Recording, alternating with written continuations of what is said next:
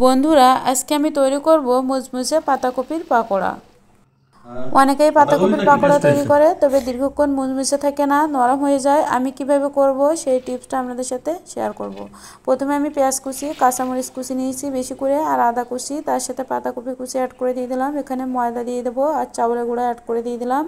চাউলের গুঁড়াটা দিলে কিন্তু পাতাকপির পাকোড়াগুলো অনেক বেশি মুচমুচে হয়। এখানে হলুদের গুঁড়া, লঙ্কার গুঁড়া, জিরার গুঁড়া, ধনের গুঁড়া, গরম মশলা গুঁড়াও অ্যাড করে দিয়ে দিলাম, আর চটপটি মশলাও অ্যাড করে দিয়ে দিলাম। চটপটি মশলা দিলে পাতাকপির পাকোড়ার টেস্টটা কিন্তু অনেক বেশি ভালো হয়। আপনারা অবশ্যই দেওয়ার চেষ্টা করবেন। এবার আমি খুব সুন্দর করে মিশিয়ে নেব, একটুও কিন্তু জল ইউজ করব না। পরিমাণ মতো লবণটাও অ্যাড করে দিয়ে দিলাম। জল দিলে পাতাকপির পাকোড়াগুলো কিন্তু একটু নরম হয়ে যায়, অনেক বেশি তেল টানে, সেজন্য আমি একটু জল ইউজ করি নাই। যাই হোক, খুব সুন্দর করে পাতাকপির জলে আমি রেডি করে নিয়েছি। এবার আমি পাকোড়াগুলো লো আঁচে খুব সুন্দর করে ভেজে নেব। আগে থেকে তেল বসিয়ে দিয়েছিলাম, তেলটা গরম করে নিয়েছি সুন্দর করে।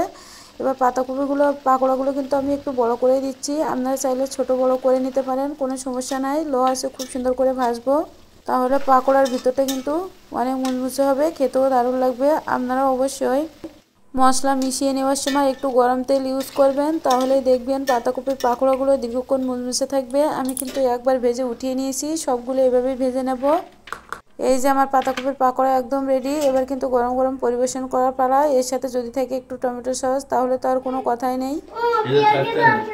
এই যে কি বলতো, তোমাদের দুজনকে সারপ্রাইজ দিলাম। কি বলতো, কিসের পোড়া বলতো? মিথিলা একটা খেয়ে দেখো। আর তার সাথে নিজে হাতে বানানো টমেটো সস।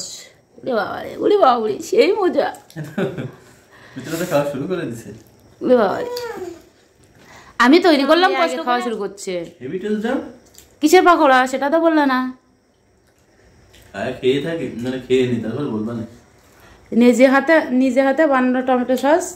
কতটা টমেটো সস বানিয়ে রাখছি অলরেডি। টমেটো সসের রেসিপি কিন্তু নিলাম মিথিলা ব্লগ চ্যানেলে দেওয়া আছে। অসাধারণ লাগছে তো। কিসের পাকোড়া মিথিলা?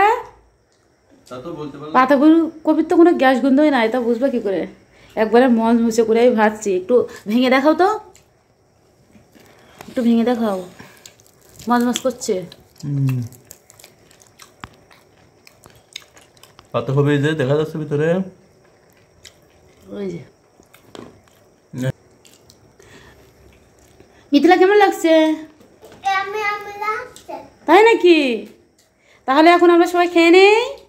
আজকের ভিডিওটা এখানেই শেষ করছি। সবাই ভালো থাকবেন, সুস্থ থাকবেন। নমস্কার, টাটা, বাই বাই।